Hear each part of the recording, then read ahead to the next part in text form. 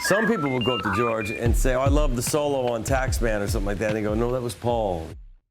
What Beatles song, did you jam this song too? I did. We were set up with Paul. Well, we met Paul when we were doing the Michael Jackson Thriller record. Jeff McCarr, myself, and David Page. And Paul took a shine to me and Jeff and invited us over to London to work with him and George Martin and Jeff Emmerich on a film he was doing. And we were set up live on the soundstage. And I couldn't help myself. I just started playing Beatles songs, and Paul would start singing and jamming along. Then he'd tell stories. The Mellotron was there, and I reached over and played the opening of Strawberry Fields, and it was the exact Mellotron. That was the one, you know. And I was standing next to Lyndon, and I go, "Do you think he's going to be mad at me if I do this?" She goes, "Nah, go for it." You know. She was lovely too. God bless her. And they were so nice to us, man. We had such a great time. And actually, the time that you played with George and Paul. What? I didn't play with them at the same time.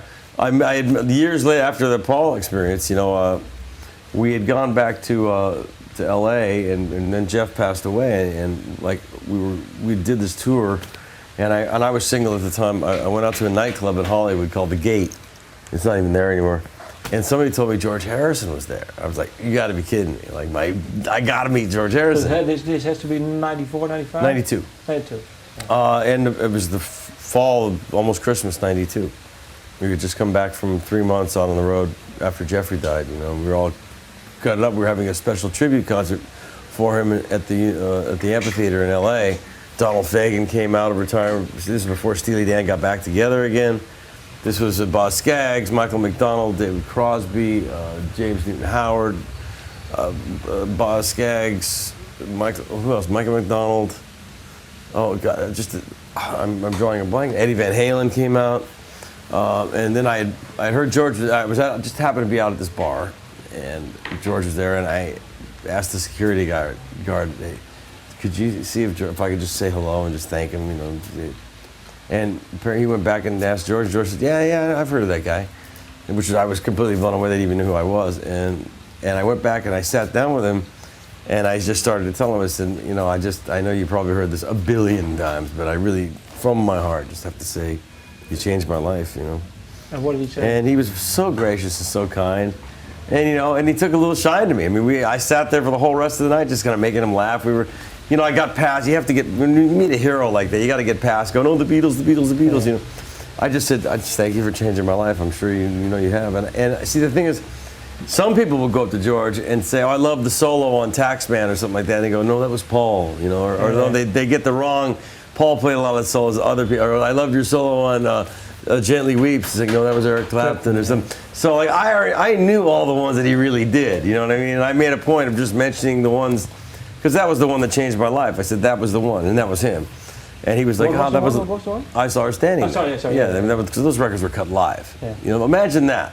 Kids today. That's what your record sounds like, and one take. Yeah. Like to see that band do that. But anyway, you know, so he took a shine at me. I said, "Would you like to come out and jam with us?" At the end of the night, after spending a couple hours, you know, laughing, and he felt comfortable, and you know, we kind of struck up a bit of a friendship. And he said he's staying in town for a bit. He wanted to get together again, and I was like, "Wow, cool. George Harrison likes me." And because I told him I knew Paul and blah blah blah, and I said, "Listen, you know, my brother Jeff died, you know. And then we're doing a big show, and like at the end of it, we do a little help for my friends." I go, "God, do you think maybe you might consider it's a charity thing for the kids and blah blah?" And he's like, "Yeah, I'll come by." Now I left there thinking, he's never gonna show up. I mean, he's George Harrison, the Beatles, you know. So we're backstage, and there was already a superstar event, and all of a sudden I get this like, "Luke, George, there's somebody here who wants to see his fucking George Harrison, man." And I go, "He showed up, unbelievable," and he was there. And he came out and played. And I have there's photos of it and stuff. Unfortunately, that wasn't filmed. God, that would have been so awesome to have it filmed. It was recorded. There is recordings of it. But I have a picture of him standing next to me playing that Les Paul. And we were standing together and playing a little help for my friends. And when he walked, I was able to walk on, announce it. I said, "Oh, I met somebody who was a hero, is now a friend of mine." After this amazing event with all these people, you know, it was just one of the greatest concerts. I said, "Ladies and gentlemen, George Harrison." And the place just ripped apart. This is after Eddie Van, you know, we had just done the whole bit, you know, and at the very end, it was magical, you know, I mean, full circle. Yeah, for you, yeah. You know what I mean? I mean, I'm thinking about Jeff McCarr going, like, he would have loved this, you know, but I hope wherever he is in heaven, you know, he looks down and goes, Nice that show. was awesome. Thanks.